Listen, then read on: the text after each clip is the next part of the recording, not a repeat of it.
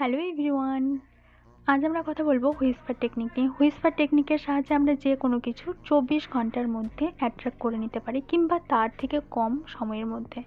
তো Whisper technique কিভাবে করব? হুইসপার টেকনিক করার জন্য যে কোনো সময়, দিনে যে কোনো টাইমে করতে পারি, যে কোনো টাইমে, ঠিক আছে? তবে ঘুমোতে যাওয়ার আগে বেস্ট টাইম।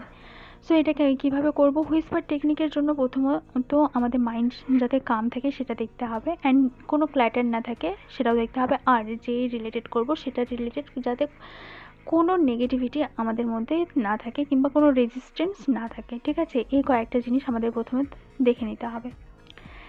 নেক্সট যেটা, সেটা মানে পুরো কাম হয়ে একটা মেডিটেটেড স্টেটে গিয়ে আমাদের জাস্ট একবার শুধু বলতে হবে এইটা, যে thank you universe for showing me, এই জিনিসটা আমার লাইফে অলরেডি হয়ে গেছে। আর একটা জিনিস মাথায় রাখতে হবে, যে আমরা যখনই বলবো তখনই কিন্তু প্রেজেন্ট কন্টিনিউয়াস টেন্সেই বলতে হবে, ঠিক আছে? কেন কি সেই জিনিসটা হচ্ছে কিংবা হয়ে গেছে, সেটা অলরেডি আমাদের লাইফে আছে, এইভাবে করে বলতে হবে। কেন কি যখনই আমরা ম্যানিফেস্টেশনের দুনিয়ায় আসি, তখন না কোনো কিছুর পাস্ট আছে, না কোনো কিছুর ফিউচার আছে, সব কিছু প্রেজেন্ট। ওকে, তো আমরা এই মুহূর্তে যেটা ভাববো, যেটা থিঙ্কিং করব, সেটাই হচ্ছে আমাদের প্রেজেন্ট, সেটাই হচ্ছে আমাদের ফিউচার, ঠিক আছে? তো হুইসপার টেকনিক জাস্ট অ্যামেজিংলি কাজ করে, অ্যান্ড 24 আওয়ার্স কিংবা তারও কমে কাজ করে।